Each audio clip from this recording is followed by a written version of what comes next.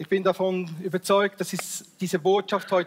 suis certain que la puissance du message de ce matin, que cette force puisse vraiment changer ta vie, puisse transformer ta vie. Le Saint-Esprit a préparé quelque chose pour toi. Et je te prie, ouvre ton cœur et reste concentré jusqu'à la fin de ce message. Le Saint-Esprit va te faire un cadeau ce matin. Qui s'est regardé ce matin devant le miroir en voyant quelque chose de merveilleux? Est-ce que je peux voir vos mains? Qui était devant le miroir et qui s'est oint devant, qui s'est huilé ou qui s'est mis une crème ce matin? Alors tous ceux qui se sont crémés, qui se sont oints en quelque sorte ce matin, je souhaite tous ceux qui ne se sont pas encore oints, eh bien que ce message soit quelque chose de particulier pour toi. Sois oint le message de ce matin, et nous voulons considérer 3 termes de l'hébreu, et nous voulons nous plonger dans ces 3 termes hébreux, et tu verras, si tu regardes la parole de Dieu, c'est comme un miroir. Jacques, il dit, la parole de Dieu est comme un miroir qui nous fait reconnaître où nous nous trouvons. Alors ce matin, il te fera connaître où t'en es, toi. Quel est ton état intérieur? Quel est ton état extérieur? Il te montrera ce qu'il a préparé pour toi. Alors regarde-toi ce matin dans ce miroir et n'oublie pas Jacques qui dit, si tu regardes le miroir, s'il entend la parole, mais s'il l'oublie, s'il oublie tout de suite de nouveau ce qu'il a vu, eh bien c'est dommage. Donc je te prie, prends la parole, ne l'oublie pas et essaye de la mettre en pratique. Nous commençons par le premier mot hébreu qui s'appelle Mashach, qui veut dire oint pour un service ou pour un ministère. Dans l'Ancien Testament, il y a plusieurs personnages qui ont été oints, des rois, des prêtres et des prophètes, et quelques personnes très particulières qui ont été oints pour une mission particulière, peut-être même comme Mashach alors veut dire oint pour faire une mission, un ministère ou un service.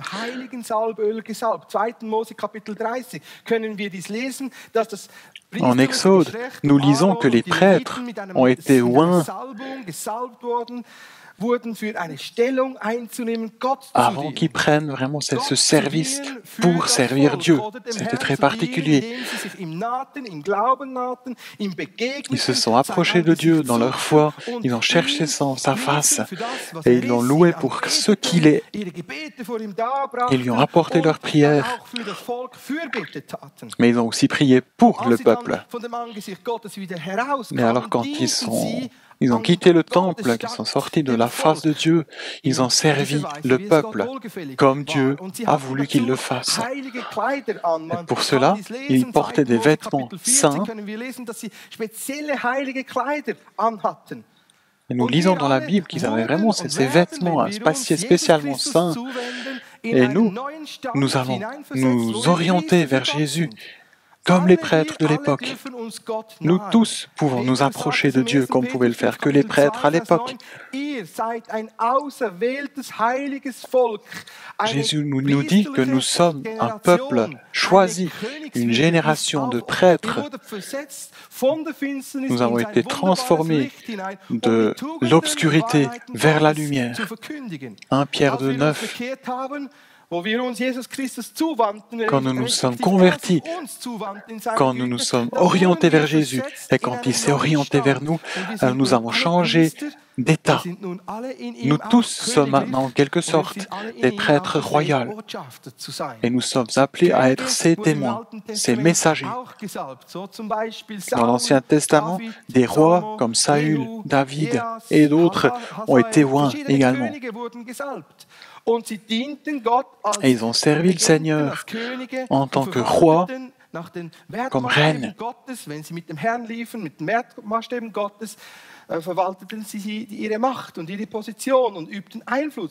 Et ils ont eu de l'influence sur le peuple. Et c'est pareil pour nous. Nous sommes appelés à prendre notre position dans le monde, d'être là où Dieu nous a mis et de prendre une influence divine dans notre entourage. Nous sommes même appelés à gérer, à régner en quelque sorte, à instruire. Dieu nous a tous mis dans un nouvel état. En tant que prêtre, en tant que roi, quelque part, nous avons tous part à cette onction, à ce machar.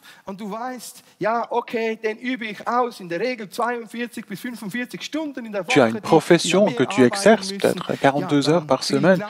Tu sais, et je te souhaite ta pleine de grâce et de bénédiction pour ça. Mais nous avons encore un autre appel encore, de servir le Seigneur en tant que roi et de prêtre. Et nous lisons dans l'Ancien Testament aussi les prophètes ont été oints, comme Élisée par exemple, pour servir devant le peuple, pour le Seigneur. Et nous, dans notre temps d'aujourd'hui, nous sommes appelés à servir Dieu, à faire ses œuvres. Prophète, profono, vivre pour Dieu. Et le monde qui nous entoure afin d'entendre la parole de Dieu. Et si nous lisons la Bible, nous sommes capables de raconter ce que Dieu a préparé pour ce monde, qu'il aimerait nous rétablir, qu'il aimerait nous inviter ou nous intégrer dans ses plans merveilleux de guérison, de rétablissement, des fleuves de grâce qu'il a préparés pour nous à travers cette onction divine, ce machar. Voilà ce que tu peux hériter de la part de Dieu. Et si aujourd'hui tu lis la parole de Dieu comme si tu te regardes dans un miroir, tu ne vois pas simplement un architecte, une maman à la maison, un papa à la maison, mais tu vois un messager, un témoin de Jésus dans le monde d'aujourd'hui. Nous tous avons une nouvelle position, un nouvel état en Jésus-Christ. Nous sommes appelés à vivre l'héritage de Jésus dans notre temps d'aujourd'hui. Et vous savez, aujourd'hui, ce machar d'aujourd'hui, c'est Jésus-Christ lui-même. Il était roi, prophète et prêtre. Quand il s'est fait baptiser dans le Jourdain, son Père a témoigné de lui, « Ceci est mon Fils aimé ». Et le Saint-Esprit est venu sur cet homme de Nazareth. Il a été établi comme Fils de Dieu, aimé par Dieu. Et il a commencé une nouvelle profession à partir de ce moment-là. Et je t'encourage ce matin, regarde Jésus et tu vas être transformé par lui en sa gloire.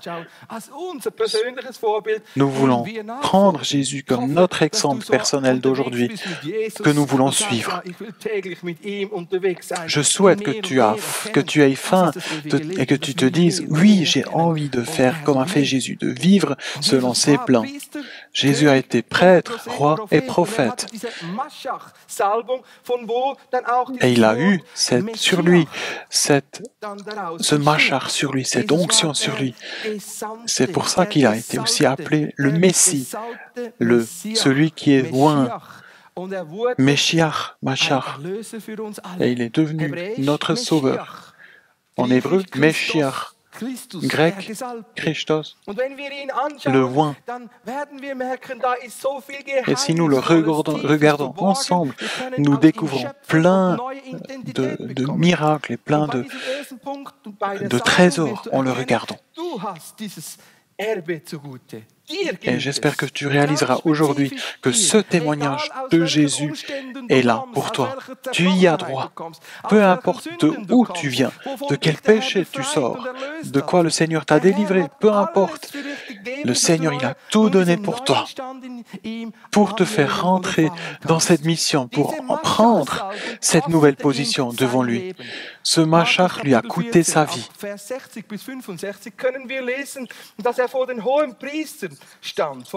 En Marc 14, les versets 60 à 65, nous lisons. Alors le grand prêtre se leva au milieu de l'assemblée et l'interrogea Jésus en disant, « Ne réponds-tu rien? Pourquoi ces gens témoignent-ils contre toi ?» Un peu plus tard, il demande, le grand prêtre, « Es-tu le Messie, le Fils de Dieu ?» Et un peu plus tard, après Jésus répond, « Je le suis. Et vous verrez le Fils de l'homme assis à la droite du Tout-Puissant, revenant sur les nuages nuées du ciel. » Alors le grand prêtre déchira ses vêtements et dit, « Qu'avons-nous encore besoin de témoins? Et vous avez entendu le blasphème. Qu'en pensez-vous? » Tous le condamnèrent, déclarant qu'il méritait la mort.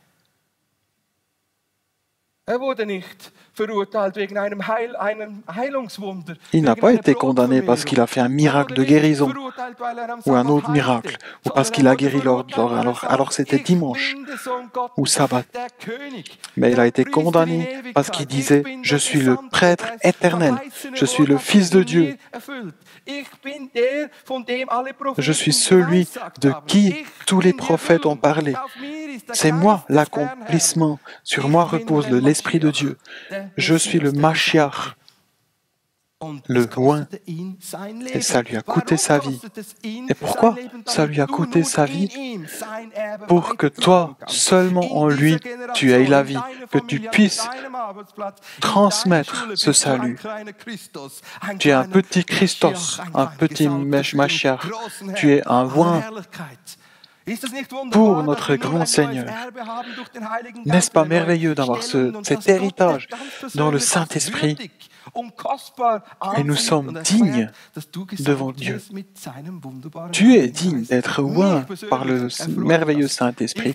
Moi, personnellement, ça me réjouit énormément. Je peux laisser derrière moi mon ancienne biographie. Maintenant, j'ai une nouvelle biographie de première classe.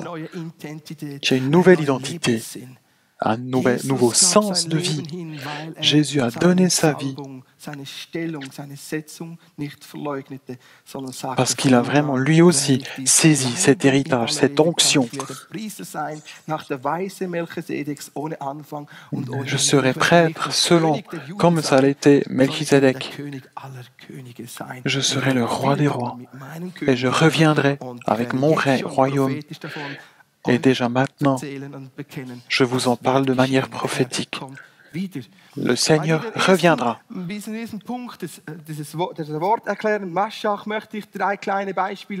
On explique, avant de continuer dans les explications des trois termes hébreux, j'aimerais juste montrer comment ça s'est passé avec cette onction divine. Nous lisons qu'il y a Jean qui était là avec ses disciples à lui, et Jean-Baptiste, il disait, « Voyez, ceci est l'agneau de Dieu. Ceci est le Messie. Il a sur lui cette onction, ce Machach. » Qu'est-ce qui s'est passé? Alors, ces deux disciples ont quitté tout de suite leur travail et ils ont suivi Jésus. Et un de ces deux, il s'appelait Andreas, il est revenu vers sa famille en leur racontant, « Mais j'ai trouvé celui qui est loin, j'ai trouvé le Messie. » Et son frère, il a suivi, Simon aussi, est allé. Et Jésus a dit à Simon, « Je te donne un nouveau nom. Désormais, tu es Pierre. » une pierre, une stabilité. Et voilà ce qui t'arrivera dans ta vie personnelle à toi. Quand tu t'approches pour la première fois de Dieu, il te donne une identité divine. Il te la promet, il te la donne. Tu as une nouvelle orientation. Tu as un nouveau sens de ta vie. Entièrement, tu es solidifié. Simon-Pierre, lui, qui était un personnage assez colérique, il était un peu une paille dans le vent. Mais Jésus lui dit, tu vas plus bouger comme ça dans le vent, comme une paille, mais tu seras solide en Jésus-Christ, en ta nouvelle identité. Tu as un nouvel appel. Tu es pêcheur d'hommes désormais. Voilà ce qui nous arrive à nous, si nous nous approchons de Jésus, ou si nous le retrouvons. Il met en toi son héritage divin et tu seras solidifié. Et tu verras, ta vie prendra une nouvelle orientation. Tu ne peux pas te tromper quand tu es avec Jésus. Il commence à te guider, à t'orienter. Et tout ce qui repose sur toi dans le passé perdra son poids au fur et à mesure. Quelles belles conséquences qui sont là pour nous. Un deuxième petit épisode, il y avait cette femme dont nous parle la Bible. Il était midi et elle est venue vers la fontaine. Et là, elle a rencontré Jésus. Jésus, il était un moment seul. Il n'avait pas ses disciples avec lui qui s'occupaient d'aller trouver de la nourriture. Et Jésus, il commençait à parler avec cette femme.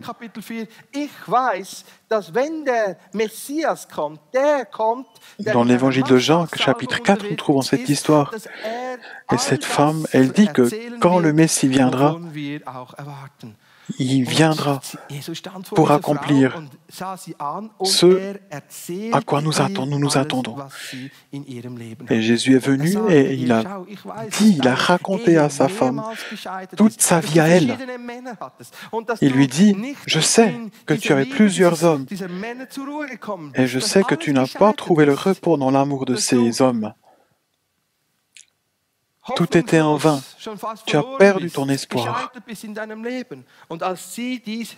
Quand elle a entendu ça, elle est retournée dans son village et il a raconté à tout le village qu'elle a trouvé le Messie. Et qu'est-ce qu'elle a fait? On pourrait dire aujourd'hui, elle fait un show de publicité. Elle raconte toutes ses faillites, tout ce qui était mal dans sa vie. Elle le raconte au village. Et les gens, ils viennent, ils la suivent pour rencontrer Jésus.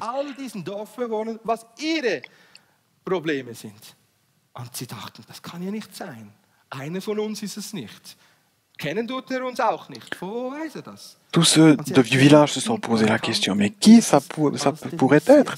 Personne ne le connaît. Et alors tout le village finalement a cru en Jésus et ils l'ont reconnu comme celui qu'ils allons adorer à partir de ce moment-là. Quelle belle histoire! Le début de l'évangélisation, en quelque sorte. Le Seigneur, il sait tout. Et c'est la même chose aujourd'hui encore. Nous n'avons pas besoin de mettre des masques alors que nous venons au culte.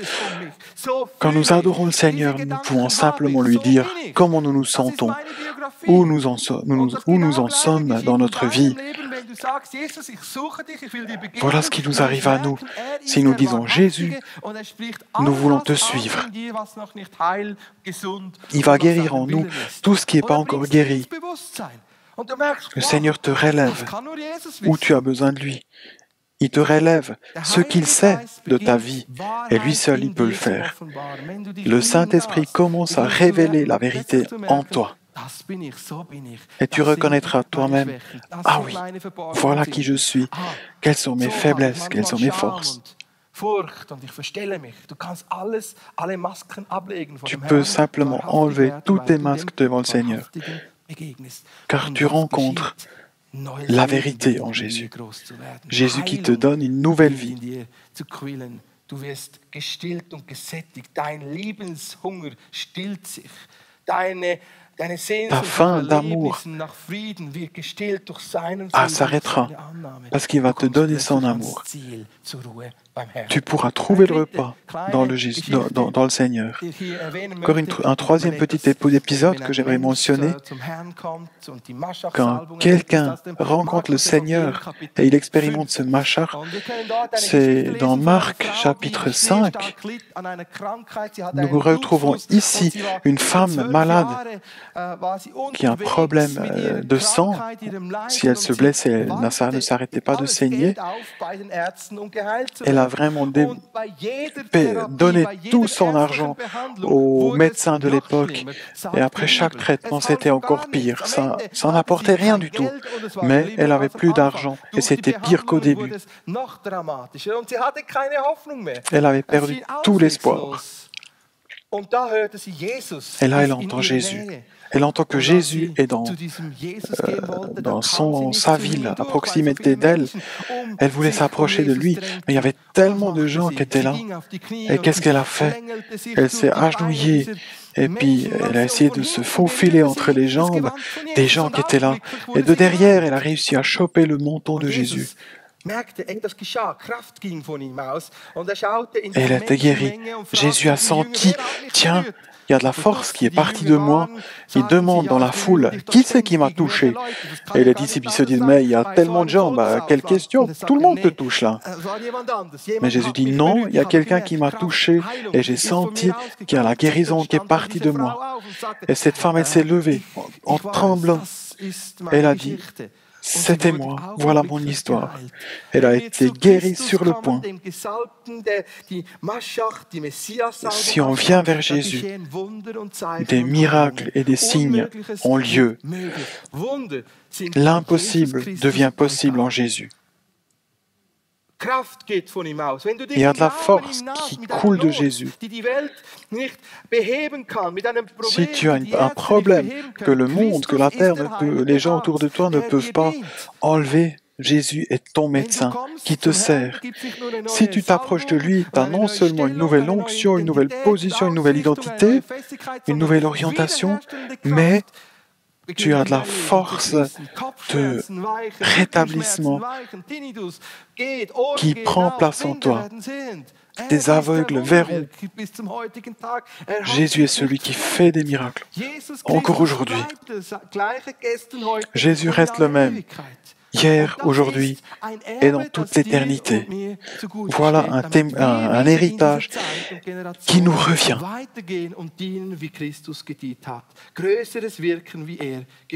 Il nous a même promis que nous ferons encore des œuvres plus grandes que celles qu'il a fait lui. Prions pour que nous puissions faire les mêmes choses et même des choses plus grandes que Jésus a fait. Et ainsi des gens autour de nous vont reconnaître Jésus en nous et vont commencer à le suivre. Voilà à qui Jésus nous a appelés. N'est-ce pas merveilleux? Moi, ça me réjouit. Au tout profond de moi. Et je t'encourage, cherche cette proximité de Jésus. Décide-toi de croire plutôt ce que Jésus dit sur ta vie, ce que tu as l'impression d'être. Sa parole a la force de te projeter dans l'image qu'il a de toi. Nous approchons le deuxième point, le deuxième terme hébreu que nous voulons regarder aujourd'hui. C'est le terme souk, qui signifie, après s'être lavé, on se oint, on se crème, comme certains l'ont fait ce matin devant le miroir. Je suis honnête avec vous, j'ai une femme merveilleuse qui m'équipe toujours avec les meilleures crèmes anti-aging. Et je mets ces crèmes. Je pourrais vous citer à plusieurs produits, mais je ne suis pas un expert en la matière. Mais ça fait du bon. Ça fait du bon pour mon visage. Et la chose biblique là-dedans, le Seigneur, il veut que tu prennes soin de ton corps, que tu oins ou que tu crèmes ton corps. Pourquoi? Parce que ça fait partie de la bénédiction de Dieu. Ça ne s'arrête pas à ta vie spirituelle. Les bénédictions de Dieu englobent vraiment toute ta vie, ton corps, ton intérieur.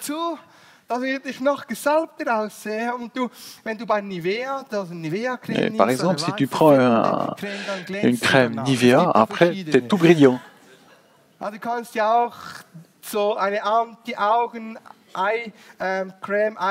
Il y a aussi des crèmes pour les yeux, etc.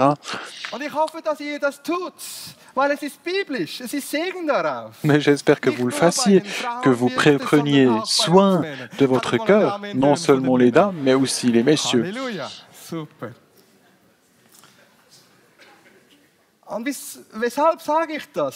Pourquoi je vous dis ça?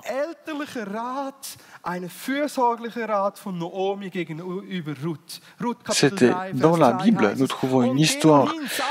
Naomi qui parle à Ruth, pardon, dans le Ruth, chapitre 3, verset 3. Naomi, elle dit à Ruth, mais vas-y, lave-toi et mets la crème. Parfume-toi. C'est marqué le terme en français. Qui n'aimerait pas une belle mariée, un beau marié? Chers jeunes qui êtes peut-être pas encore mariés, mais aussi ceux qui êtes déjà mariés, préparez-vous pour votre partenaire. C'est biblique de prendre soin de soi-même. Un autre aspect de ce terme souk ist, dass wir uns dabei bewusst werden, dass es ein Gnadengeschenk des Herrn ist. Un deuxième aspect de ce terme souk veut dire de réaliser la grâce de Dieu.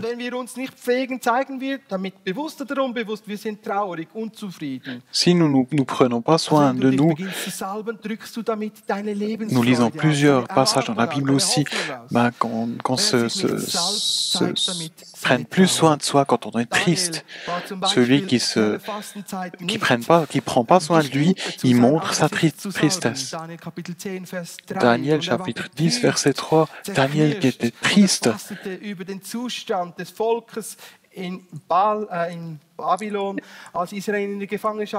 il a fait un Auch David, 2. Samuel Kapitel 12. David aussi, il arrêtait de se crémer ou de mettre des huiles, du baume sur son visage quand il était triste, quand il a perdu son fils. Une fois qu'il a vraiment perdu son fils, il s'est relevé, il s'est lavé et il s'est parfumé de nouveau et la vie a continué. Es gilt auch zu fasten, auf ein Nahrungsmittel zu verzichten und sich dem Herrn zuzuwenden und sich ihm zu nahen und zu sagen, des fois, nous renonçons à prendre la nourriture pour prendre le temps là, à la place, pour nous concentrer sur Jésus. Nous vivons des fois dans des tensions.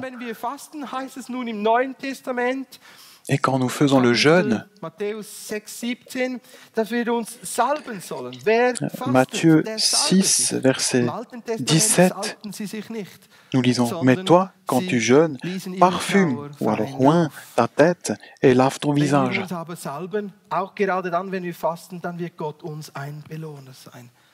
Dieu va récompenser le fait de prendre soin de nous-mêmes, de nous laver, de nous parfumer, de nous huiler, si nous prenons les termes bibliques. Il va mettre des bénédictions sur nous si nous faisons ainsi. Nous lisons à d'autres passages bibliques, nous lisons que c'est même le contraire d'une bénédiction si nous parfumons pas si nous ne prenons pas soin de nous. C'est une bénédiction du Seigneur quand tu prends soin de toi, de ton corps. Gott wird dich dadurch segnen und auch deinen Leib wohlergehen lassen.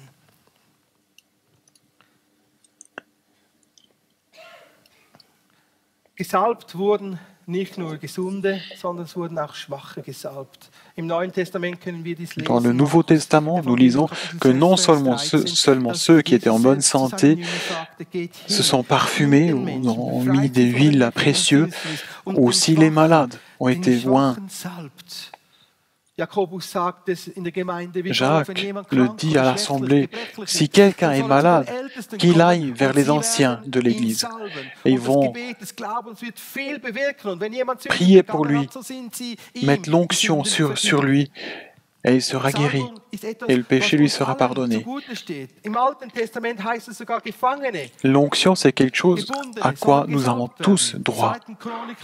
Dans l'Ancien Testament, 2 Chroniques 28, nous lisons « Soyez oints ». Et des fois, je fais des visites dans la prison et je dis à ces messieurs et à ces dames « Mais prenez soin de votre corps ». N'abandonnez pas, perdez pas espoir. Le Seigneur, il nous a donné cette vie. L'onction est quelque chose de très pratique, encore aujourd'hui. Ça montre à quel point le Seigneur, il te considère. Tu as de la valeur en ses yeux.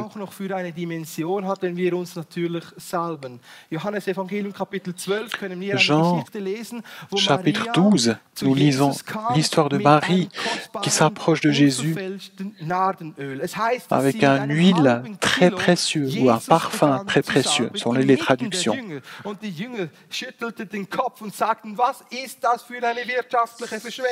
Et puis les disciples, dans cette histoire, quand elle a déversé tout ce huile précieuse sur Jésus, quel gaspillage, ils se disent les disciples. Mais Jésus leur répond, mais laissez-la, elle m'a fait quelque chose de bien.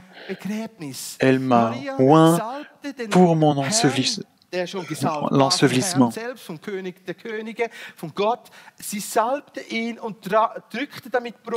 l'a oint, cette femme, cette Marie, et en faisant cela, il a dit, voilà le Messie, le oint du Seigneur. Il a donné un trésor précieux pour Jésus. Elle a oint ses pieds, elle l'a adoré, et toute la maison s'est remplie de cette odeur du parfum. Et nous sommes appelés, nous aussi, à mettre à disposition notre temps, nos finances à disposition de Jésus. Si nous donnons de nos biens, nous le faisons pour Jésus. Et indirectement ou même directement, nous mettons l'onction sur Jésus.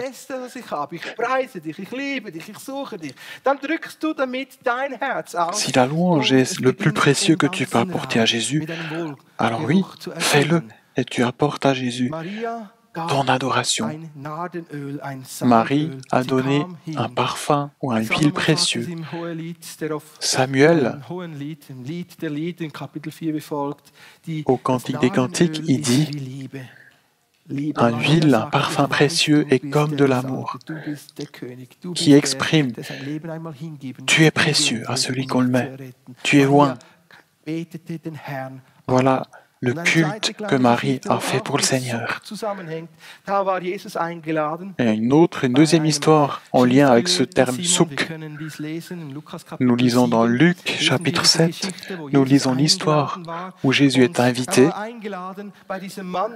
Il était invité chez ce monsieur et il lui a pas donné de l'eau pour qu'il puisse laver ses mains. Il lui a pas fait la bise comme c'était la coutume à l'époque. Il lui a pas donné un huile ou une crème pour ses mains. Et cette hôte n'a pas fait certaines choses qu'à l'époque on faisait pour accueillir quelqu'un. Mais alors qu'il y avait cette femme qui savait qu'elle était pécheur, qui a pleuré, qui a déversé ses larmes sur les pieds de Jésus, qui les a essuyés avec ses cheveux. Elle a encore pris une huile, elle aussi. Et avec cette huile, elle a embaumé les pieds de Jésus. Et cet homme qui avait invité Jésus, il a dit, mais écoute Jésus, mais cette femme, elle est pleine de péchés. Tout le monde la connaît dans la ville. Mais Jésus, il laisse simplement faire. Donc elle n'a pas arrêté de pleurer, d'essuyer ou de nettoyer avec ses cheveux les pieds de Jésus. Et Jésus a dit la chose suivante. Que penses-tu? Qui sera plus reconnaissant? Quelqu'un à qui on a laissé une dette de 500 dénars ou à quelqu'un qu'on a laissé la dette de 30 dénars. Et le scribe, il dit, mais je pense celui à qui on a laissé les 500 dénars. Et Jésus lui dit, mais tu vois, ça c'est la situation de cette femme. Elle a tellement fait de péché. Mais à ceux qu'on pardonne beaucoup, ils sont plus reconnaissants. Et Jésus a regardé ce scribe. Et ensuite, il a dit à la femme, tes péchés te sont pardonnés. Quelle bonne nouvelle! Cette action de cette femme, cette abondance à Jésus, cette onction de la femme, elle l'a mis dans la position de pouvoir accepter, de pouvoir recevoir le pardon de tous ses péchés à elle.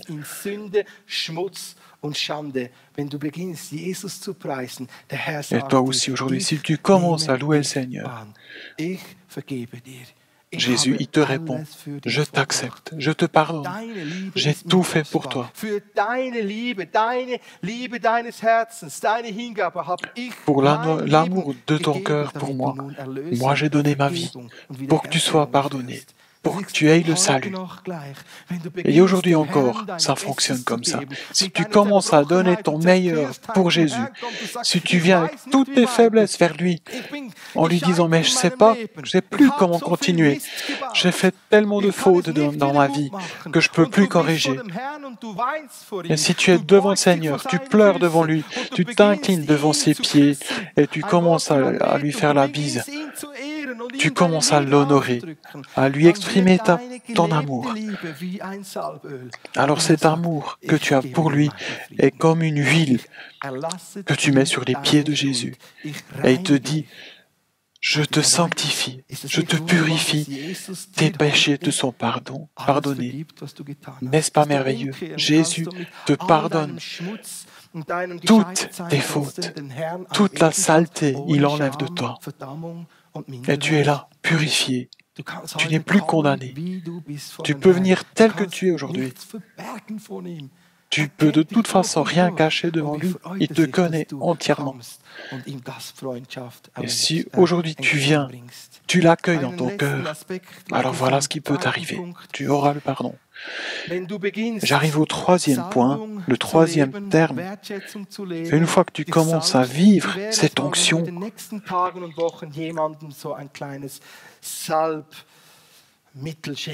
comment ce serait si la semaine prochaine, tu offrais un petit flacon d'huile ou de crème à quelqu'un en disant à quelqu'un, voilà, prends soin de ton corps.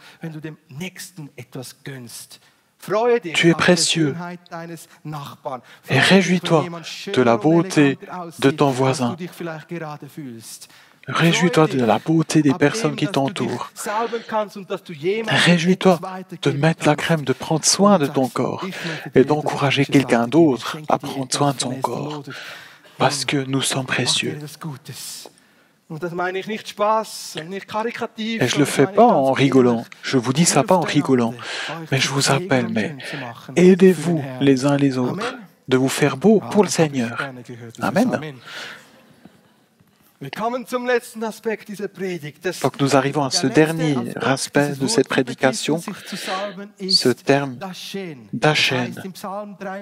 Nous lisons dans Psaume 23, le verset 5. Tu dresses une table devant moi en face de mes adversaires. Tu verses de l'huile sur ma tête et tu fais déborder ma coupe. Et si nous prenons vraiment les termes qui sont utilisés là, exactement, ça veut dire graisser, mettre de la graisse sur notre visage.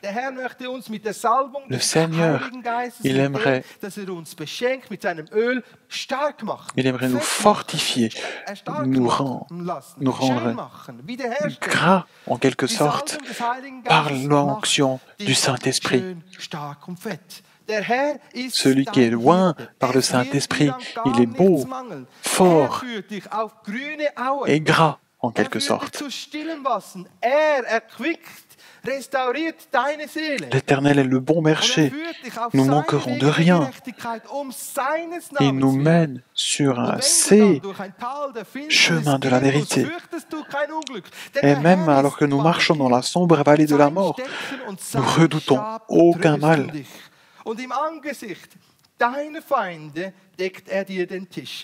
Ta conduite et ton appui, voilà ce qui me réconforte.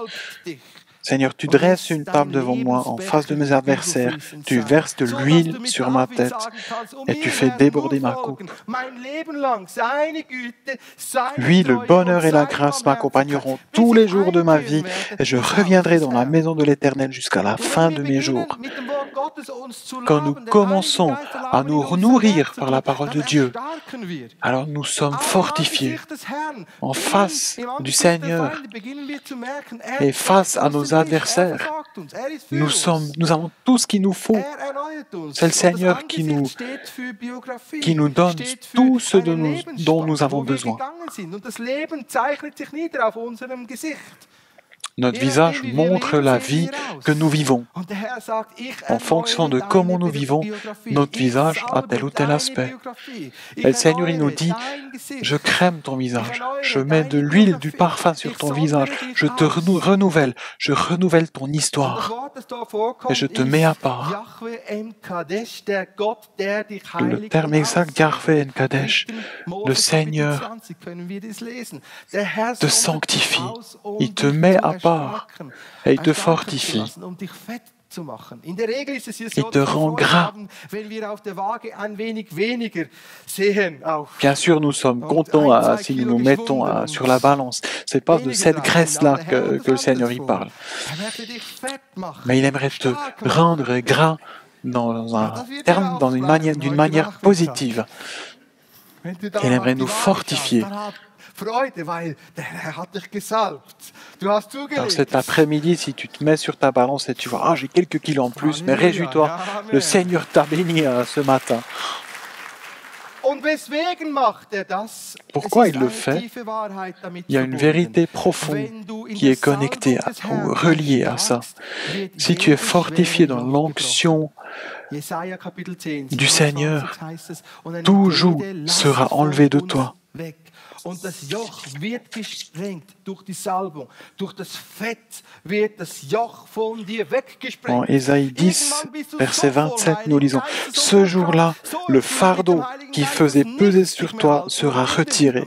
La domination qu'il exerçait sera écartée, brisée et laissera place à la bénédiction. Tout joug ou tout fardeau. »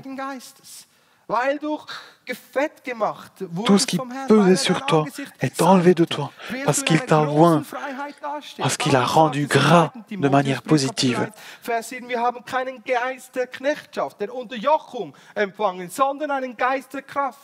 Nous avons reçu, comme nous lisons 2 Timothée 1, verset 7, nous n'avons pas un esprit de la peur, mais un esprit qui nous rend forts dans l'amour.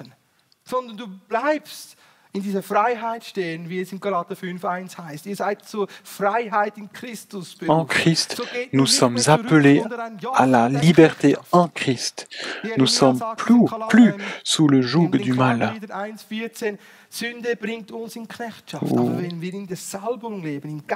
Dans les Lamentations aussi, nous lisons ceci, que nous ne sommes pas appelés à rester sous le joug. Mais le Seigneur, il veut nous libérer de ce joug, de ce fardeau qui nous pousse vers le bas. Non, nous sommes libérés à adorer le Seigneur. Et j'aimerais mentionner pour la fin de ce culte encore 3 aspects que le Seigneur a mis sur mon cœur et par lesquels le Seigneur devrait te rendre libre. Le premier point, le Saint-Esprit, il aimerait te fortier pour que tu puisses briser tout fardeau qui te prisonne, qui t'emprisonne. Tu sens à ton intérieur, tu es attaqué par les esprits de l'obscurité. Tu es chassé par le diable. Tu n'as pas encore cette victoire dans ta vie. L'onction du Saint-Esprit, elle agit en toi, elle te fortifie. Et tu peux laisser derrière toi tout ce qui te lie et ce qui te maltraite. Comme le Seigneur l'a fait avec son peuple d'Égypte. Tu as libéré les Israélites du joug, du fardeau des Égyptiens. Et si toi, tu te trouves encore en Égypte avec ta vie, tu fais ce que tu aimerais, tu fais pas ce que tu aimerais faire, mais tu es trop faible, tu fais toujours le mal.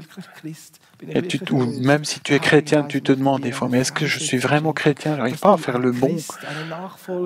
Alors oui, je prie que tu aies sur toi cette onction du Saint-Esprit, avec cette conviction que tu es un fils de Dieu, libéré. Deuxième aspect, dans la Genèse 27, je sens intérieurement que plusieurs personnes souffrent d'un fardeau dans votre famille. Tes parents ou tes frères et sœurs ont prononcé des paroles qui te lient jusqu'au jour d'aujourd'hui. Peut-être ils t'ont dit, tu n'es pas le fils que nous avons souhaité ou la fille que nous avons souhaité, et tu vis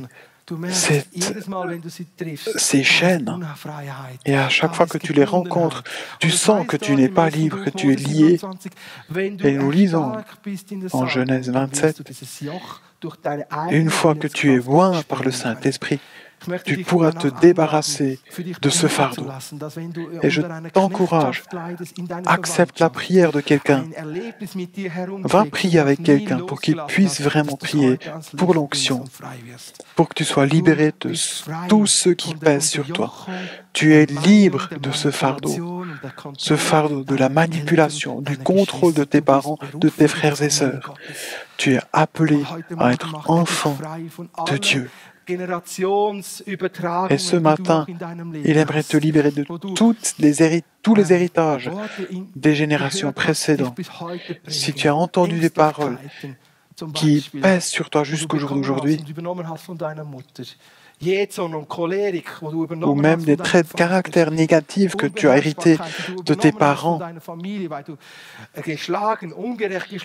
peut-être des mauvaises choses, des mauvaises manières de faire que tu recopies parce que tu les as expérimentées. Toi-même, peut-être tu as été frappé dans ta famille. Apporte tout ça à Jésus. Il va briser ce fardeau. Il va te libérer de ce gros fardeau.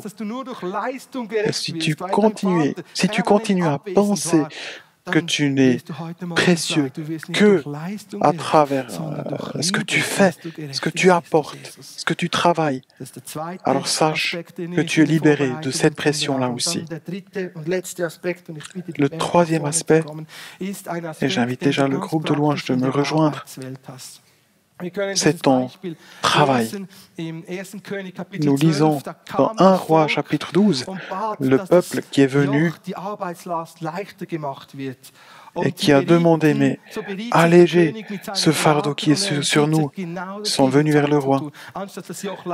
Et le roi, il a discuté avec ses conseillers Et ils ont trouvé l'idée, non, on ne va pas alléger le fardeau, mais on va l'alourdir.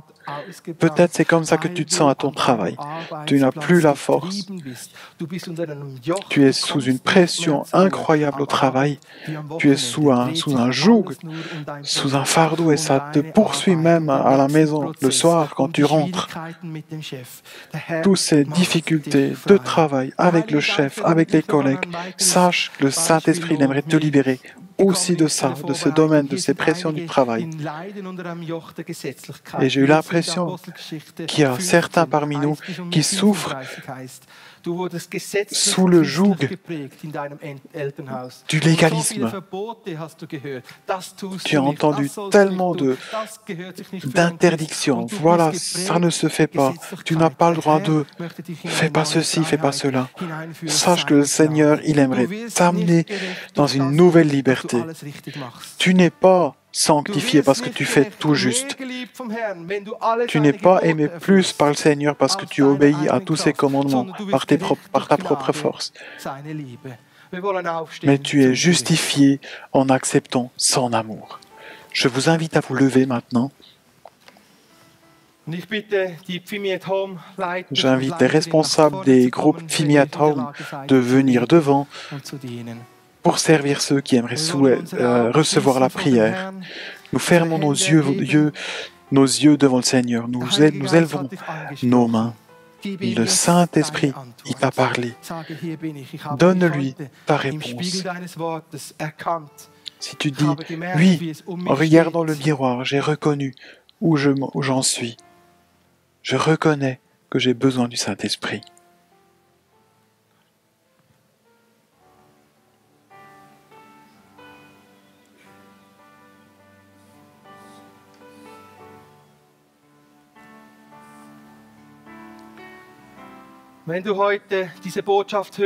Si aujourd'hui tu entends ce message et tu réalises que tu n'as encore pas réalisé en fait tout ce que Dieu aimerait te donner, alors je t'encourage. Dis oui à Jésus. Dis oui Jésus, je viens vers toi, je te donne ma vie. J'aimerais que tu sois mon Seigneur, mon Sauveur. Si tu ne connais pas encore personnellement Jésus, ou s'il n'est encore pas entièrement ton Seigneur, peut-être tu t'es éloigné de lui, alors je t'invite maintenant de t'abandonner à lui ou de t'abandonner à nouveau à lui. Est-ce qu'il y a quelqu'un parmi nous qui se dit ce matin, oui, j'ai besoin de m'abandonner à Jésus ou de nouveau à lui? Alors lève ta main, viens devant, accepte la prière, viens prier avec les personnes qui sont là devant, accepte à nouveau cette onction, cette position que Jésus a pour toi. Alors encore une fois, approche-toi si tu ne connais pas encore Jésus. Laisse-toi toucher par lui. Ou si le Saint-Esprit t'a monté, s'il a mis le doigt sur un autre point dans ta vie, sois encouragé, accepte la prière, prie avec quelqu'un qui est là devant. L'onction du Seigneur est là. Des jougs seront brisés. Le Saint-Esprit l'aimerait briser. L'onction de Dieu viendra sur vous. Approchez-vous si le Saint-Esprit vous met ça à cœur. Merci Jésus. Merci Seigneur pour ce message de ce matin.